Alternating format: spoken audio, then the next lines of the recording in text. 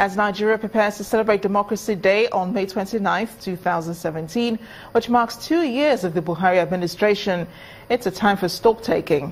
Up for evaluation today is the relationship between the executive and the federal legislature, which has been characterized by more rift in the last 2 years. Our correspondent Linda Akiwe takes a look at the National Assembly since the start of the current administration.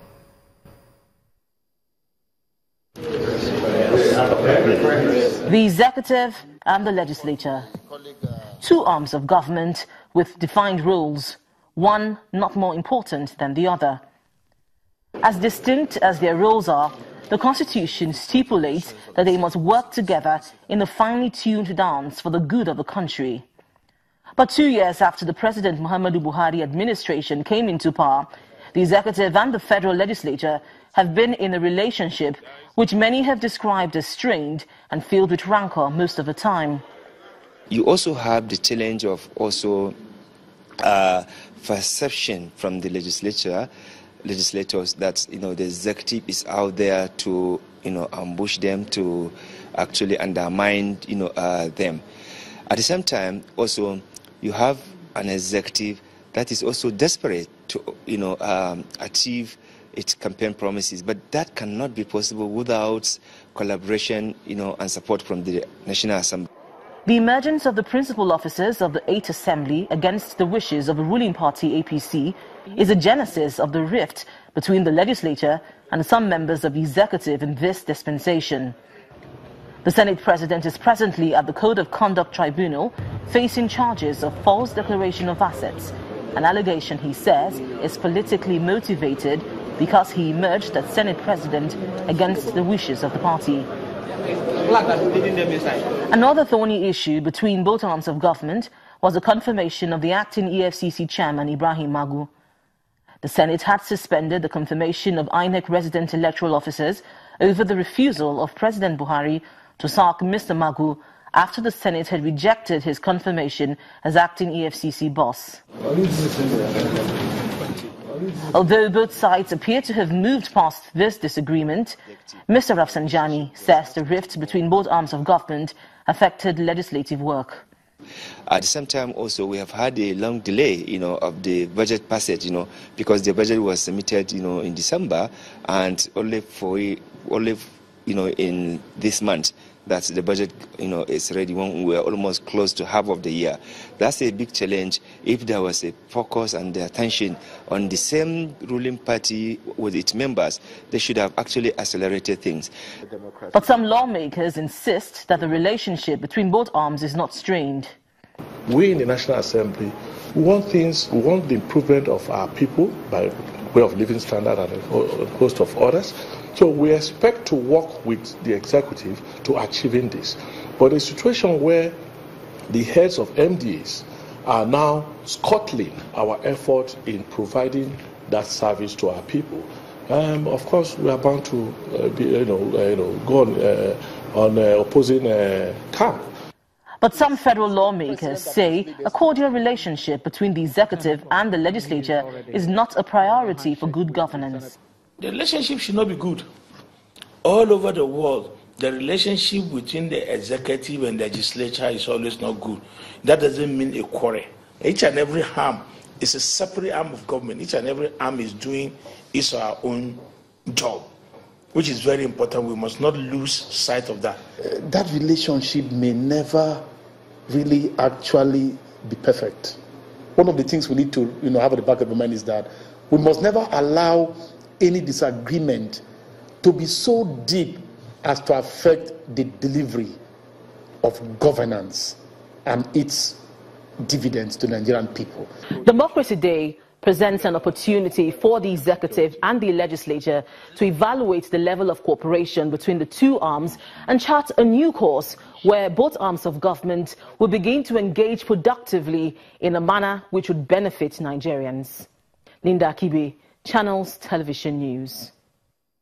Joining me now on the News at 10 to discuss the performance of the National Assembly these 2 years is lawyer and policy analyst Eze Onyekpere. He joins us from our studio in Abuja. Mr. Onyekpere, thank you so much for joining us on the News at 10. How will you assess performance of the legislators these 2 years of the Buhari administration? Well, I want to start by saying that there is a constitutional inbuilt tension between the exercise of executive and legislative powers in a presidential democracy. What that shouldn't mean that any arm of government, whether it's executive or the legislature, should seek to undermine the performance of the activities of the other. Now, if we begin from the start, there was a tension about how the emergence of the current Senate president, based on whatever was agreement in the ruling party, or there was no agreement in terms of the proper zoning and how it should emerge, but it was at the last minute that it emerged. And then, since then, there have been no peace in that National Assembly, because it's like executive powers have been exercised somehow to undermine the powers of the legislature. So what we have today is a legislature that is not sure of itself and continued in the tradition of previous legislatures, which is more or less like not being fully committed to the welfare of the Nigerian people, to their security and welfare. So what we have is an average performance in the legislature. If you consider the exercise of fundamental bills like the budget bill, whether it was the one for 2016 or the one for 2017, and then a lot of hot air being blown, instead of concentrating on the very key and serious bills that we need to move Nigeria to the next level. So for me, it's been an average performance. They ought to have done better, particularly if the political party that produced both the executive and the legislature were focused. Because I had expected that the leadership of the APC should have sat down based on their campaign promises, based on their manifesto, to say, these are the key bills that will move Nigeria to the next step based on our promises. And those bills will have been drafted and put as executive bills and forwarded to the National Assembly to say, in the next 6 months, 1 year, immediately after inauguration, give us this bill so that we can drive our agenda. That didn't happen. A lot of bickering was going on left and right.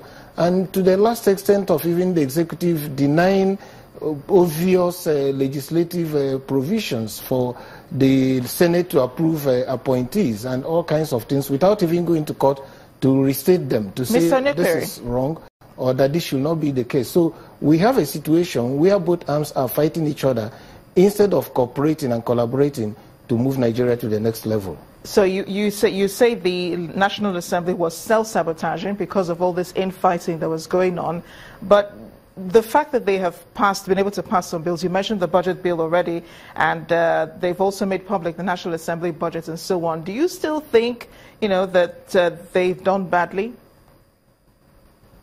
I said what they have is an average performance. Making public the budget bill is not something we should celebrate, because that bill has always been public until 2010, 2011, when they amended the Constitution to make it to become a statutory transfer. So there is nothing that we should clap over in doing what you should have done 3, 4, 5 years ago, because some of the members of the National Assembly then are also members of the National Assembly today. I'm saying that Nigeria is in dire need of development. It's in dire need of new legislation to take us to the next level. That an average performance like we have seen, particularly considering the amount of resources that is budgeted for the National Assembly, is nothing we should clap over. I'm saying that they can do far better than this, particularly if there was collaboration in the party, the APC, and also collaboration between the executive and the legislature. I have told you there's inbuilt tension in a presidential democracy between the exercise of the powers of the executive and legislature, but not where the executive seems to be like wishing the downfall of the leadership of the legislature, though they come from the same party. That is not right. That is not fair. For instance, take a look at what happened to the probe of the president, the SGF. The legislature came out with the idea and said, these are the facts. They presented the facts, and the executive said, no, you're not making sense. And somehow, somewhere, after a couple of months, they now came back and say, oh, we are probing this. And after that, they let it lie loose under the carpet. Nobody knows what they're doing. So I'm saying that as a political party, if the FPC had done its own work very well, we should have had more progress in terms of deeper collaboration between the executive and the legislature, and more bills were being enacted into law, and less time were spent on things like whether somebody wore uniform or not, because these are matters of routine and, of course, administrative issues that shouldn't bother us as a nation. Mr. Onyekere, thank you so much for joining us on the News at 10. I appreciate your thoughts tonight.